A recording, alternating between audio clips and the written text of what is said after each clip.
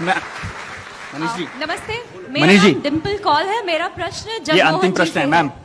जगमोहन जी नमस्कार। मेरा नाम डिम्पल कौल है। मैं कश्मीरी पंडित हूँ, कश्मीर में रह चुकी हूँ। 1990 में कश्मीर से जम्मू को विस्थापित हुई थी।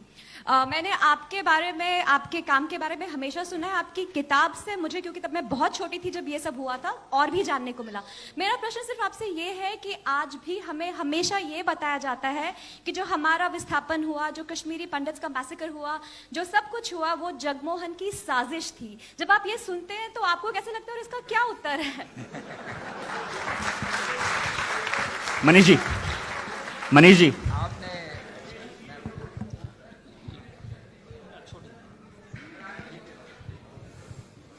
ये अभी आपको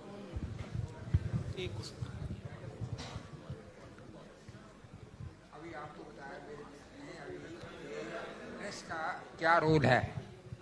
आपको मालूम है, अगर आप कश्मीर में रहे हैं तो मैं जम्मू एंड कश्मीर में 2 दफ़ा गवर्नर था। पहली दफ़ा मैं 84 से ऑनवर्ड, तो उस वक्त लोग बहुत थे, बहुत गाना गाते थे मेरे बारे में कि बहुत अच्छा है, कमाल कर दिया, ये कर दिया, आप जानते थे सब। और जब दोबारा मैं भेजा गया उस वक्त कंडीशन बहुत ख़राब हो चुकी थी, और उस वक्त वीपी सिंह साहब की गवर्नमेंट थी। और जो रात के 12 बजे करीब रात को मेरे घर पे फ़ोन आया कि आपको कैबिनेट की मीटिंग हो रही है, वहाँ बुला रहे हैं। मैं एक इंडिया इंटरनेशनल बैठ के किताबें लिखता रहता था, तो मुझे तो मालूम नहीं था क्या क्यों मुझे कह रहे। कहने लगे जनाब आप आज की गाड़ी में बैठिए, सुबह हमारा BSF प्लेन है, आपको हमने गवर्नर बनाया है कश्मीर का, दोबारा आप चले जाइए, अगर कोई प्रॉब्लम सॉल्व कर सकता है तो आप कर सकते हैं, आप करके चले जाइए। तो आप अभी सुनिए नोट भी। तो उसमें ये है कि उसके गुजराल साहब ने मुझे रात को फ़ोन किया मेरी वाइफ को, और कहा कि इनको भेजिए, जगाइए। मुझे जगाया गया। पंचशील में E40 पे मदननाथ घर में रहता था, वहाँ पे मुझे उठा के वहाँ पे कैबिनेट की मीटिंग भिजवा दे गया। कल सुबह BSF पे जाना है। और प्रेसिडेंट का थोड़ी देर बाद वारंट आ गया, अपॉइंटमेंट का। मैंने कहा कि लोग कहेंगे देखिए जगमोहन साहब दोबारा फिर गवर्नर बन गया, इतने साल रहे, पहले भी गोवा में ये हो। तो मैं भाई बात ये, अगर आप नेशनल कोई ड्यूटी है तो मैं करने को तैयार हूँ, लेकिन मैं तनख्वाह नहीं लूँगा। आई विल नॉट टेक पे, because you may not think कि भाई दोबारा बन रहे हैं गवर्नर जी जनरल। तो उस वक़्त इस लिहाज से मैं वहाँ गवर्नर बन के गया। उसके पीछे एक बड़ी स्टोरी है। वो ये है कि जो पहली टर्म का मेरी पॉपुलैरिटी थी उसको एक डिमॉलिश करने का उसी वक्त एक साजिश रची गई। कि अगर कश्मीर में आप जानते हैं तो फरवरी के महीने में, ये 19 जनवरी की बात है, 26 जनवरी को रिपोर्ट थी कि ये कहीं ना कहीं 26 जनवरी को झंडा चढ़ा देंगे इस्लामिक रिपब्लिक ऑफ कश्मीर का ईदगाह में। एडमिनिस्ट्रेशन एग्जिस्ट ही नहीं करती है, और कोई अफसर स्वयं टेररिस्टों के ऑर्डर नहीं मान रहा है। और जब मैं जिस दिन गया उस दिन मुझे DIG को ढूंढते हुए सारी रात लग गई। और कश्मीरी पंडित मुझे टेलीफोन पे जम्मू में उतरा था, बिकॉज वहाँ पे वेदर ख़राब था श्रीनगर में।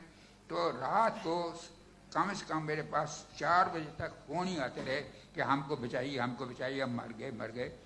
और वहाँ पे एक ने तो मेरे हाथ में ही टेलीफोन पकड़ा दिया और कहा देखिए सुनिए क्या क्या कह रहे हैं। और वो वहाँ पे हर किस्म की नारे लगा रहे थे कि जब रहना है तो ये रहो, ये करो करो, बहुत बात।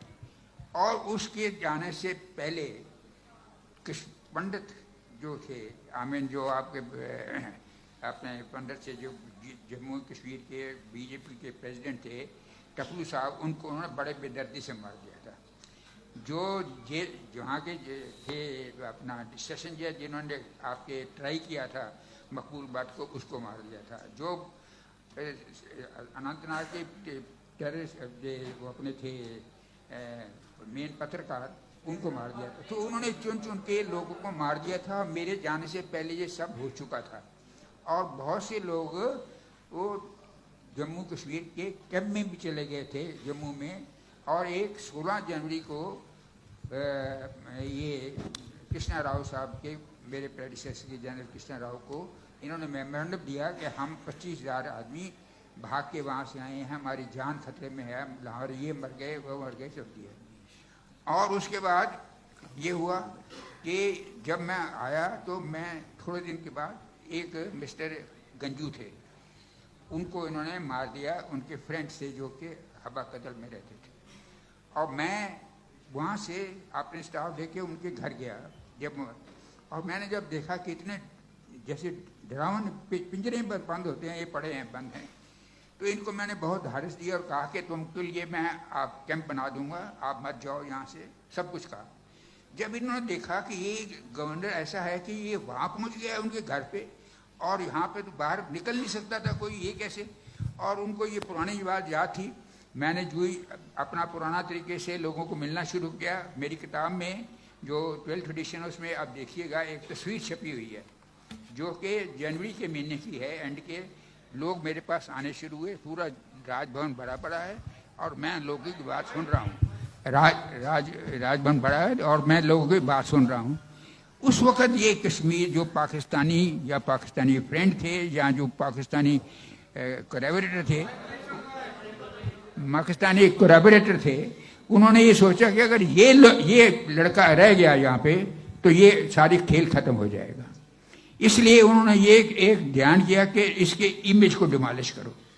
आप समझदार आदमी हैं, आप सोचिए कि उस वक़्त उन्होंने वीपी सिंह के खिलाफ क्यों नहीं बोला, उन्होंने होम मिनिस्टर के खिलाफ क्यों नहीं बोला, प्रेसिडेंट के खिलाफ क्यों नहीं बोला, चुना तो गवर्नर को चुना कि। और वहाँ पे वही लोग जो मेरी किताब में सब छपा हुआ, कितने लोग तारीफ करते थे सब लोगों को, और वही लोग मेरे खून के प्यासे बना दिए। और बेनजीर भुट्टो फरवरी में आके वहाँ पे कहने लगी हम इसको जगबंद को घट कर देंगे, घटे कर देंगे, और सारा इंडिया टुडे का टीवी में आया हुआ है वो चीज़।